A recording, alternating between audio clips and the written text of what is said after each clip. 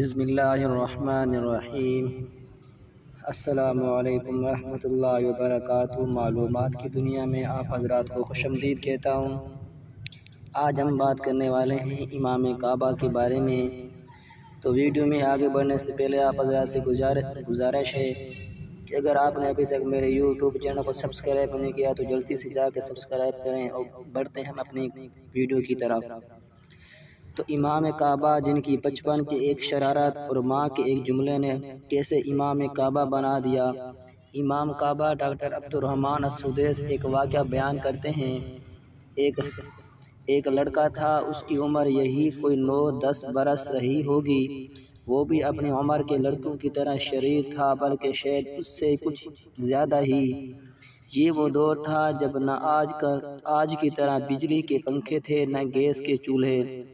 گھر بھی مٹی کے، چولہا بھی مٹی کا ہوا کرتا تھا، اور نہ اس زمانے میں دولت کی اس قدر ریل پیل تھی جو آج دیکھی جا رہی ہے۔ ایک دن اس کے گھر مہمان آ گئے۔ اس کی ماں نے اپنے مہمانوں کے لیے کھانا تیار کیا۔ یہ لڑکا بھی قریب ہی دوستوں کے ہمراہ کھیل رہا تھا۔ ماں نے جیسے ہی سالن تیار کیا، بچہ نے شرارت سے اس سالن میں مٹی ڈال دی۔ اب آپ خود ہی اس ماں کی مشکل کا اندازہ کر سکتے ہیں۔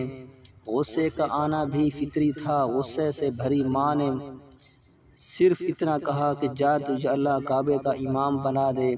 اتنا سنا کر ڈاکٹر عبدالرحمن السدیس رو پڑے اور کہنے لگے، آپ جانتے ہو کہ شریر لڑکا کون تھا؟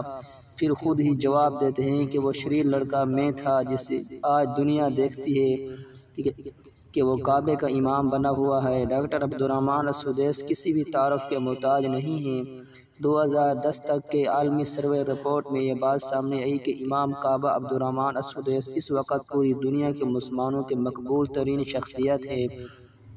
اللہ ان کو دنیا کی سب سے بڑی سعادت عطا کی، ان کو اپنے گھر کا امام بنایا۔ نہ صرف وہ امام کعبہ ہیں بلکہ حرمین کی نگران کمیٹی کے صدر بھی ہیں۔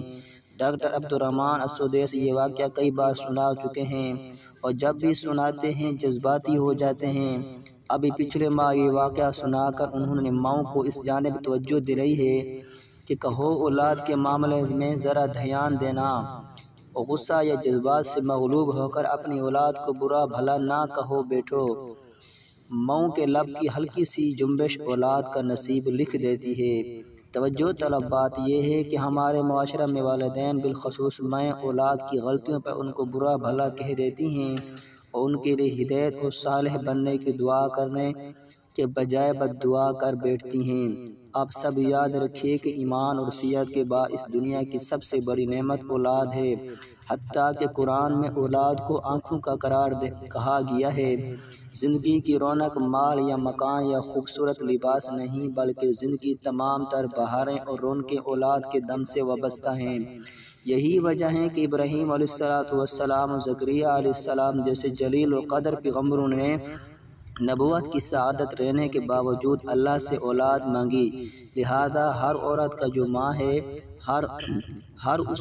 جو ماں ہے فرض بنتا ہے کہ اپنی بچوں کی قدر کریں اور ہمیشہ ان کے لیے دعا کرتے رہیں۔